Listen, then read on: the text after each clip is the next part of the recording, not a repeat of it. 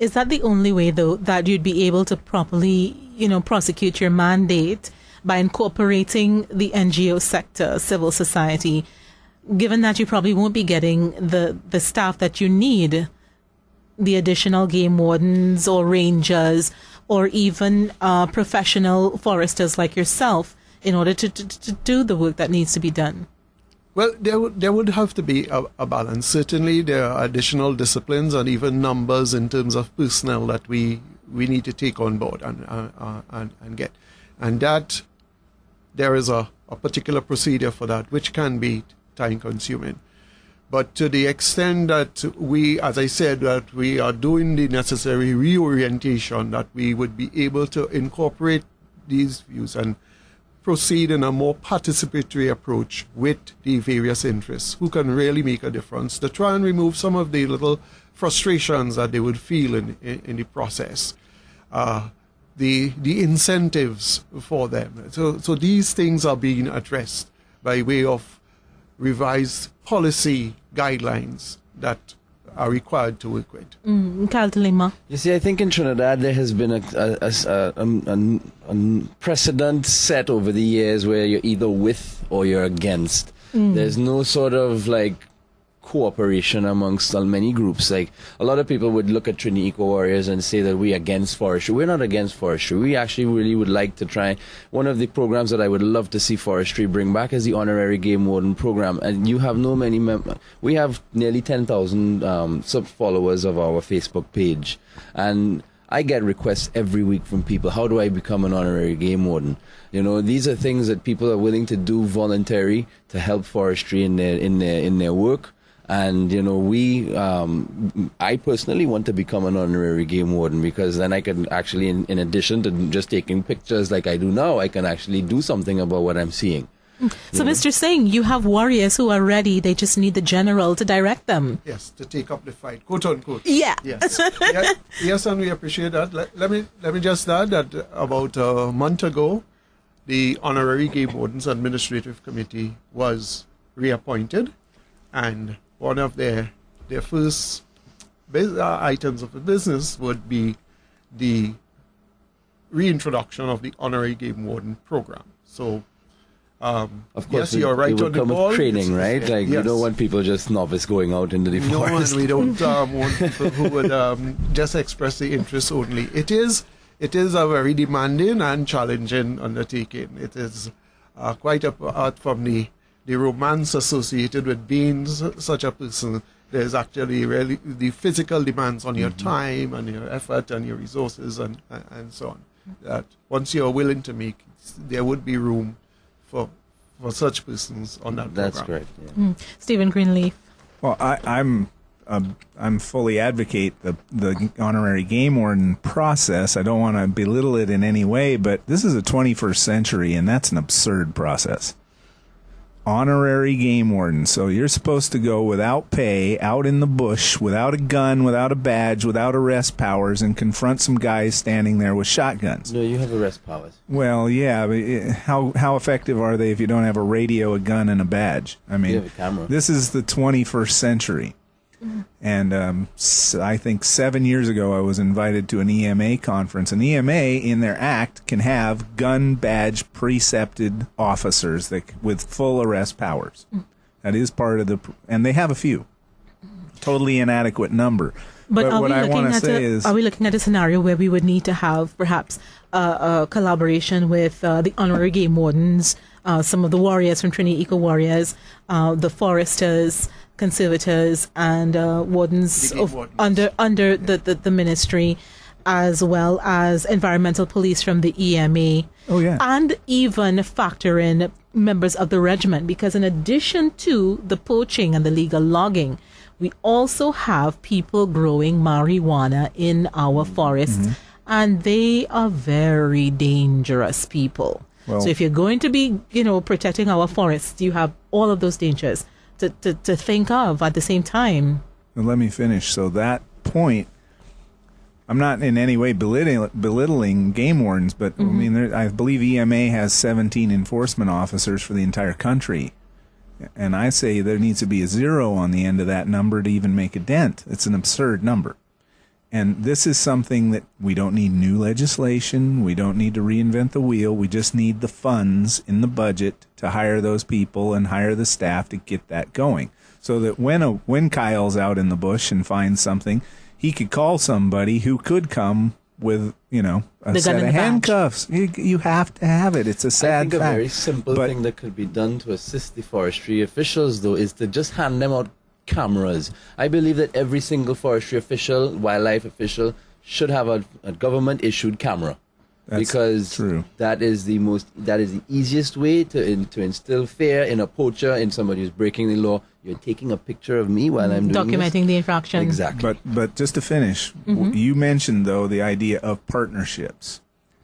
And this is one example of partnership. But even in jurisdictions where you have plenty of funding, where you have rangers, where you have all the technology, where you have everything, methods to enforce environmental regulation are almost never successful unless they involve partnerships between government, civil society, all the different jurisdictional issues. I mean, you can't, to manage forests, you have to work with WASA, with the Water Resources Agency, because they own the streams that pass through those forests.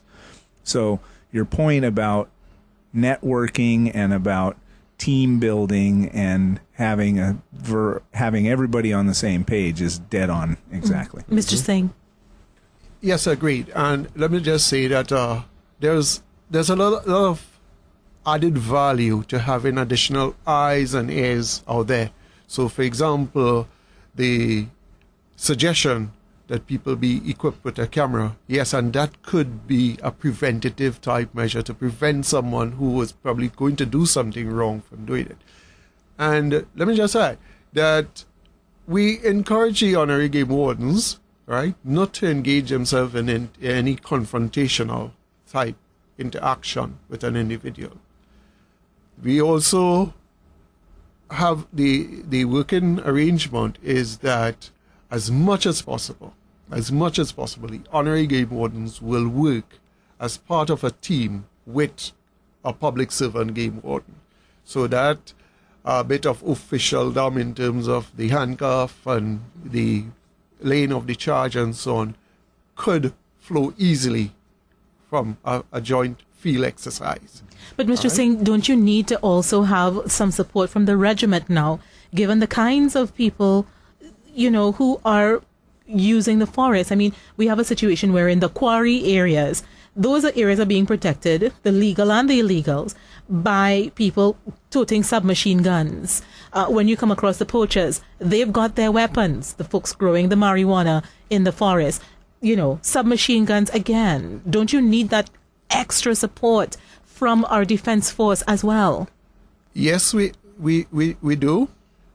But let me just say that because of the risk associated with that, we do work with, for example, the police service. We provide the information and leave it to them, all right? Because an exercise like that, as I said, is fraught with danger, a lot of danger. We have that very unfortunate incident that took place a few weeks ago where a police officer lost his life in the line of duty in that sort of exercise. Yes, so there is that element of collaboration with the protective services, but they take the information and work with it. Something that I noticed, the incident that we had with the Paui in Brasso Seco, when we did end up at the police station in Blanchisches, it became immediately apparent to us that the police were ill-informed. They did not understand that they could lay a charge for a forestry offense. That's what they told us. They said, well, that has nothing to do with us. That's a forestry offense. Now, whether they're telling us that because they don't want to do the paperwork or whatever it was, we told them. So we were able to then explain to them, look, no, you have the power as police to charge for any crime in Trinidad and Tobago. So, I'm not detracting on what they did because they did a really great job. They helped us out fantastically, and we wrote a letter of commendation to them to the Commissioner of Police because they did a fantastic job with us.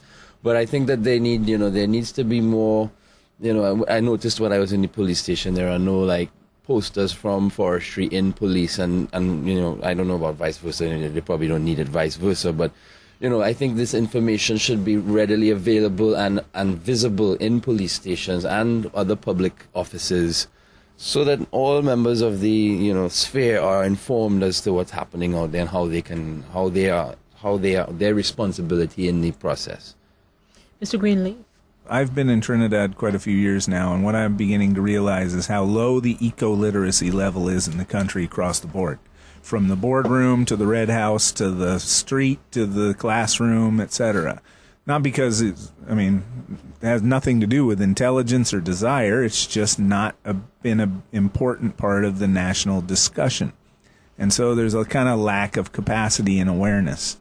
And that's why we've formed a nonprofit called Caribbean Institute of Sustainability, and that is our focus. Is we didn't start it to just do courses and education, but what we've realized is that that's probably the most effective thing we can do, is to educate people about why they should care about the environment, and then also on a more technical level how they can manage it and do something about it. I would like, again, I'm feeling combative today. I'd like to challenge everybody. Every religion in the world agrees about one thing, and that is that we are supposed to be stewards and shepherds of the environment, not rapers and despoilers of it. Whether you're at temple or mosque or church or whatever, every religion agrees on that point, and we are failing, comprehensively failing. So I like to keep things rational and scientific and economic. But, the rest of creation besides us humans has a right to be here just as much as we do, I think. And it's time to evolve. It's time to move on from what we've always done. Just because it's comfortable and we're accustomed to it doesn't make it right. I think that's kind of all I have to say today, is that each of us needs to think about our behavior and ask ourselves what we could do to change in our own small ways. Cal de Lima, you get a chance to wax philosophical and poetic now, as we come to the end of the discussion today. Wax philosophical, okay. I don't know, I just have a couple of, questions, I guess, for the powers that be, and, in fact, I have multiples of questions, but we don't have time for all of them. But I would, like to find out, if there is a plan. We're here today to talk about forests, and we all know. Mr. Singh told us earlier about the terrible forest fire season we had last year. We all were. I live on the northern range in St. Augustine, and the fire threatened my house last year. I was up on the hill with a hose. Because I was up a hill, I had no pressure, but I was filling buckets and putting out the fire myself up on the hill. I sometimes the fire services can't reach these fires. I want to know, how come the government doesn't have a plan for this? I mean, how come we don't own a plane? Trinidad and Tobago is a country that prides itself on being one of the wealthiest in the region. We don't have a plane. We can't afford a firefighting plane to put these fires out. I mean, we wouldn't have to. I'm sure you enjoy being in the forest, Mr. Singh, and reforesting areas, but if you had a plane, you wouldn't have to do that, and you could concentrate more on enforcement of different laws and whatnot. So to me, I think it's a very important point. That's why I'm mentioning it. Fire plane. I think the government needs to seriously look at investing in one of those.